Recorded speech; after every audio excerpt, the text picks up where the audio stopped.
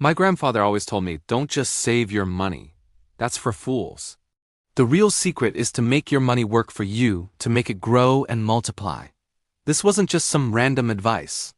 It came from a story he loved to tell, a story about a lazy old man that completely changed my perspective on wealth. Let me share it with you.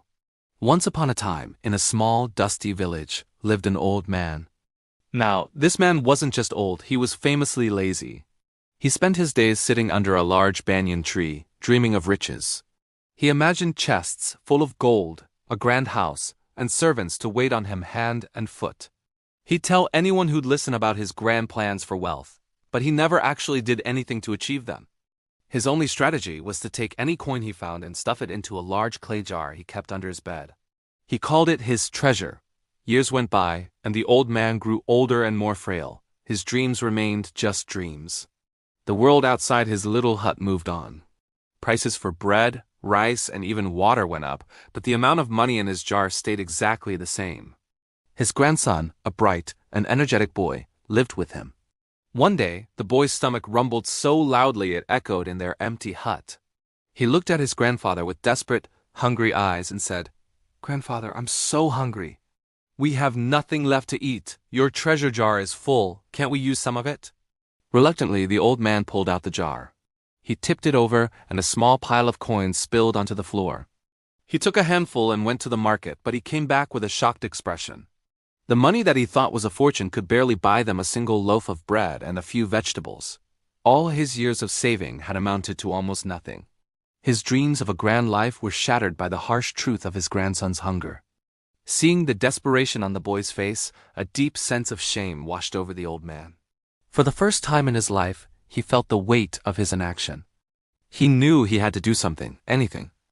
Next morning, he did what he had avoided his entire life. He went out to find work.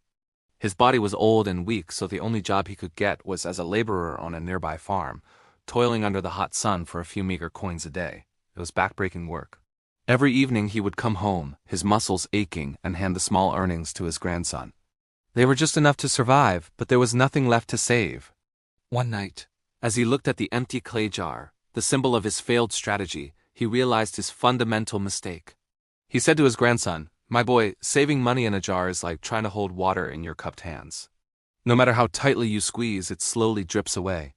He was talking about inflation, though he didn't know the word. He just knew that the value of his money had vanished over time. He knew he couldn't keep working as a laborer forever.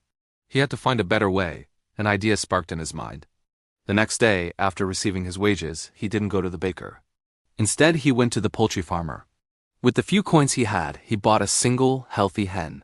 His grandson was confused. "Grandfather, why did you buy a chicken? We needed that money for food." The old man smiled, a genuine smile for the first time in a long while. "Patience, my boy," he said. "This hen is not just a chicken. It's a new beginning." He built a small coop, and they cared for the hen diligently. Soon, the hen started laying eggs. Every morning they would find a fresh, warm egg. They ate one egg a day, which was more protein than they'd had in months. But the hen laid more than they could eat. So they started selling the extra eggs at the market. It was a small income, but it was consistent. They used that money not just for bread, but to buy more grain for their hen. Soon they had saved enough to buy another hen. Now they had 2 hens laying eggs. Their food supply was secure, and their income from selling eggs doubled. They continued the cycle. They bought more chickens. The chickens laid more eggs. The eggs provided them with food and money. The money allowed them to buy even more chickens. Within a year, their small backyard was home to a flock of healthy, clucking chickens. The lazy old man who once only dreamed of wealth had become a respected poultry farmer. He and his grandson were no longer hungry. They had a steady income, a comfortable home, and a future. One evening, the old man sat with his grandson, watching their flock. He picked up an egg in one hand and pointed to the old, dusty clay jar in the corner with the other.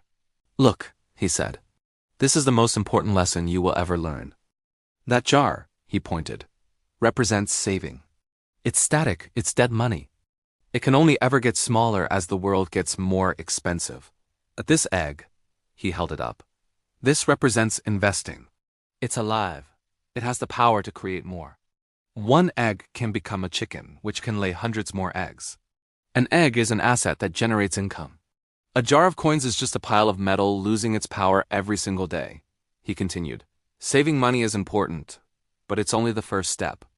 The real goal is to turn your savings into something that works for you, something that grows and multiplies on its own. It's the difference between storing grain in a silo where it can rot and planting it in a field where it can grow into a harvest. This story from my grandfather became the foundation of my financial philosophy. Saving is like putting your money to sleep. Investing is putting your money to work. Whether it's chickens, stocks, real estate, or starting a small business, the principle is the same. You have to find your egg, an asset that generates more value over time. Just tucking your money away is a losing game against inflation. You need to make your money have babies. You need to build something that grows even when you're not actively working on it. So ask yourself, are you just filling a jar, or are you looking for eggs to invest in? The choice you make will determine whether your wealth shrinks over time, or grows into a fortune you could have only dreamed of. Think about it. Thanks so much for watching. If this story resonated with you, hit that like button and subscribe for more lessons that can help you build a better financial future. See you in the next one.